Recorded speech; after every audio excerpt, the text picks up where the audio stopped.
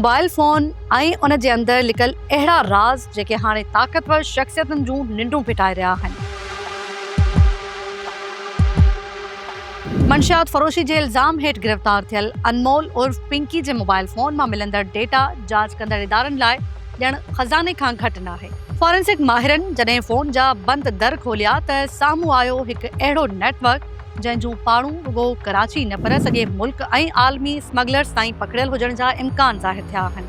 NCCI जी forensic report मूजिबि phone मां 100 GB खां वधीक डेटा रिकवर कई वई आहे। 75,000 खां वधीक तस्वीरूं, 13,000 माण्हुनि जा फ़ोन नंबर ऐं 42,000 खां वधीक कॉल लॉग्स हथ आया आहिनि। जांच कंदड़नि मूजिबि मोबाइल मां ऑनलाइन ट्रांज़ेक्शन्स जा तफ़सील, बैंक स्लिप्स जा स्क्रीनशॉट्स ऐं किरोड़े रुपयनि जी माली ॾेती लेती जा सबूत बि हथ आया आहिनि। उहे सबूत हाणे केतिरनि ई वॾनि नालनि ताईं पहुचण जो रस्तो खोले सघनि था। हैरान कंदड़ ॻाल्हि इहा बि साम्हूं आई आहे त पिंकी हिकु ई फ़ोन में 2 WhatsApp अकाउंट हलाए रही हुई, हिकु ज़ाती राब्तनि लाइ जॾहिं त ॿियो बिज़नेस अकाउंट तौरु इस्तेमालु थींदो हो। जांच कंदड़नि जो चवणु आहे त उन्हनि ॿिन्ही अकाउंट्स में लिकल मालूमात केस जो रुख़ ई तब्दील करे सघे थी।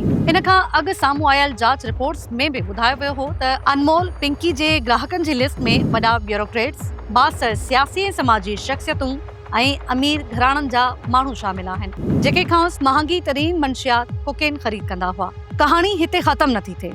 रिपोर्ट्स मूजिबि पिंकी जो नेटवर्क कराची, लाहौर ऐं रावलपिंडी ताईं पकड़ियल हो, जॾहिं त उन जूं कड़ियूं आलमी मंशियात स्मगलर्स सां बि मिलनि थियूं।